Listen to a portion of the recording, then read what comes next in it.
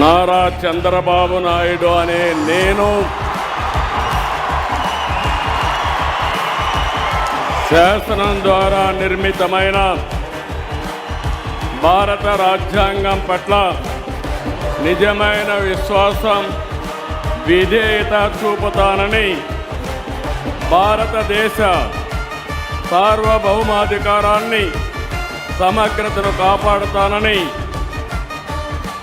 ఆంధ్రప్రదేశ్ రాష్ట్ర ముఖ్యమంత్రిగా నా కర్తవ్యాలను శ్రద్ధతో,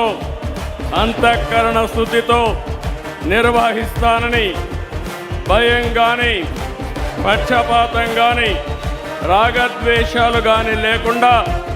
రాజ్యాంగాన్ని, శాసనాలను అనుసరించి ప్రజలందరికీ న్యాయం చేకూరుస్తానని దైవ సాక్షిగా ప్రమాణం చేస్తున్నాను.